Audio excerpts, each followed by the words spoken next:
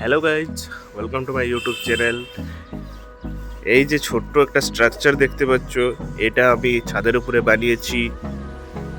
এই ছোট স্ট্রাকচারটা দেশি আসিল মুরগি মিলিয়ে বানিয়েছি। দেখি শ্যুট যদি হয় তো আমি এটাকে একটা বড় শেড হিসাবে বানানোর চেষ্টা করব। তো তোমাদেরকে দেখানোর চেষ্টা করি যে এখানে আমি কী ধরনের মুরগিগুলোকে রেখেছি। তো প্রথমে দেখাই তোমাদেরকে এই যে প্যারট বিগ, এটা হচ্ছে প্যারট বিগের কি বলবো, একটু এজ হয়ে গেছে।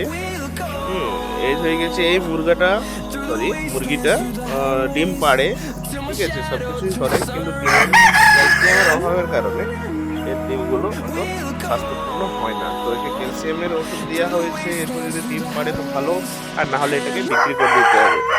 তো এরপরে দেখি যে এর দিকে দুটো মুরগি আছে। দুটো মুরগি, একটা সাদা আছে আর একটা, এটা কি কালার বলবো, এটা খুব কালারফুল একটা মুরগি আছে। তো সাদা মুরগিটার ডিম পাড়ার সাইকেল হয়ে গেছে, কিন্তু এই ডিম পাড়ার সাইকেল হয়ে গেছে, কিন্তু এই মুরগিটা ডিমে বসেনি, ঠিক আছে। তাহলে সেটাকে আমাকে ইনকিউবেটর, হ্যান্ডবিল্ড আর কি, সেটা আবার পরের ভিডিওতে তোমার দেখাবো যে হ্যান্ডবিল্ড ইনকিউবেটরটা কীভাবে বানাতে হবে বা কীভাবে কাজ করছে সেটা তোমাকে দেখাবো।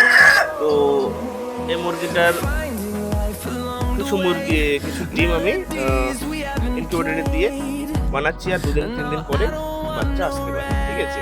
তো তোমাদের যখন বাচ্চা আসবে সেই মুরগিটার বাচ্চা আমি তোমাদেরকে দেখাবো। তো এই মুরগিটার ডিমের সাইকেল চলছে, মোটামুটি 3টে ডিম পেড়ে দিয়েছে, আজকে ডিম পড়া বাকি আছে। এরপরে এইদিকে নিয়ে আসি তোমাকে দেখাচ্ছি যে ওই যে পেছনে দেখতে পাচ্ছি, ওটা একটা দেশি মুরগি, খুব অ্যাগ্রেসিভ কিন্তু।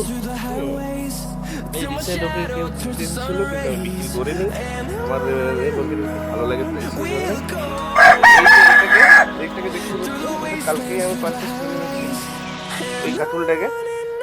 দেখি এই কাটুলটা কীরকম পারফরমেন্স দেয়। আর এইদিকে দেখতে পাচ্ছি এটা হচ্ছে মেন ব্রিডার, ঠিক আছে। আর এইটা হচ্ছে আমার প্রথম ব্রিডার হিসেবে একে আমি ব্যবহার করছি। এটা পালকগুলো চলছে, আবার বোঝাচ্ছে।